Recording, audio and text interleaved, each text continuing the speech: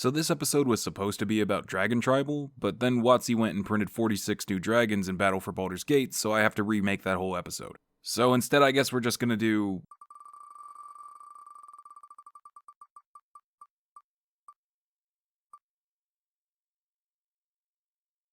vampires. Sure, great, whatever. It's Morbin time.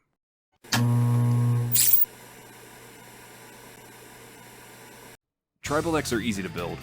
They're even easier to build in the Commander format, which is the format this series is covering, for reasons.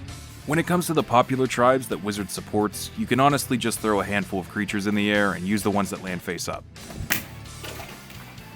So why am I even making this series? Because why net deck from EDH Record tapped out when you can listen to the suboptimal recommendations of a guy who's only played the game for 2 years? Oh, hell no, I'm out of here. Are the CEDH players gone? Good, those guys are freaks. Vampires are one of the aforementioned favorite children, considering the last time they weren't represented in a set was Hour of Devastation, which was 5 years ago. I don't need it.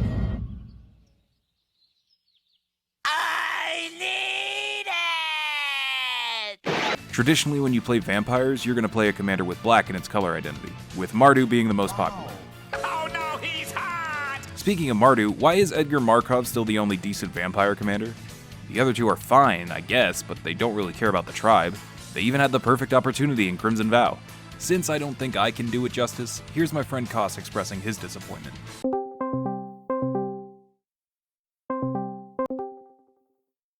Hey, what's up, Koss? Jonscreen, what's up, man? Yeah, I just had a quick question. Go ahead, what's up? Are you still mad that Edgar and Olivia weren't partners? Don't even get me started on that. It would have been stupid easy.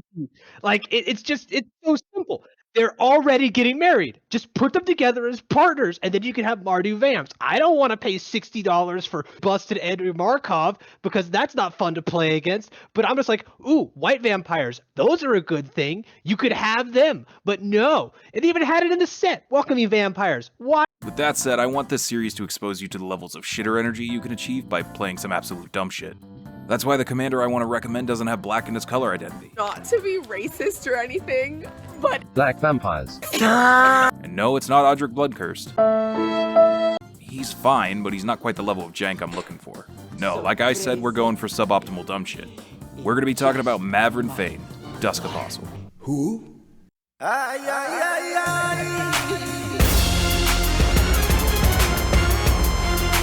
Yeah, you heard me right.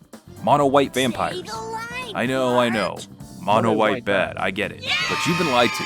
Mono white is super strong. Liar! The people who say that mono white is bad are the same people that think a game lasting longer than 3 turns is too long. This is taking too long! I'm gonna miss the farmer's market! Mono white can be as aggro as mono red, as controlling as mono blue, as resourceful as mono black, and as big as mono green. Turns out you have to play mono white to appreciate mono white. Who would have guessed? Now that that's settled, let's get back to Mavrin. The obvious option is to go life gain and tokens. Which is fine, there's 20 mono white vampires currently that'll get you where you need to go. Some of which are better than others, and some of which don't really fit the format, but hey, sometimes you gotta take what you can get.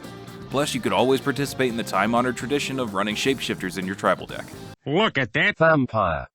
Check out this. Vampire. How about that? Vampire. That turn you on? Well, it shouldn't, 'cause that's... The Prismatic Piper. But we're looking for... Something fresh.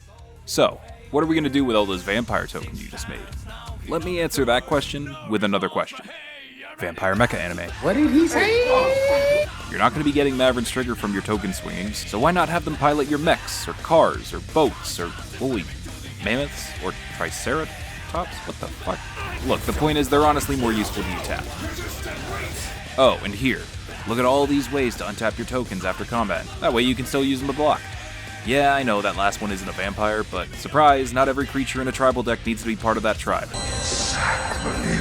At least it's from Innistrad, it's even specifically Crimson Vow. That's a lot of flavor. And if for some reason you can't attack to generate your vampire tokens, here's a list of cards that can also generate them for you. We're basically going with a strategy that's too stupid for your opponents to see coming. Whatever game you're playing, it won't work. You can't defeat me. No, I know. You'll never see it coming. So let me ask you, is it stupid if it actually works? Yes, absolutely. What the fuck? Commander is supposed to be a fun, casual format. I think it gives you the most creative freedom to make whatever kind of deck you want. Like how I have a Kenneth the Returned King deck with a theme based on the Book of Revelations. Or I have a deck with alternating commanders between Nadar and Icing Death for a mono-white dungeon theme mixed with Dragon Tribal. One of my friends has a Kraken Ninjutsu deck with Satoru Umezawa, and another one's played a deck called Surok Goes Golfing, where every card besides Surok incorporated the number 4. So go nuts. Build the best vampire deck anyone has ever seen. Or you could just be a fucking spike and play Edgar. I just don't understand. They add some shitty keyword in a Stranger Things secret layer for Friends Forever, which is just stupid partners, but they're just like, oh no, we're not getting the married couple, the engaged couple, the betrothed couple, whatever you want to call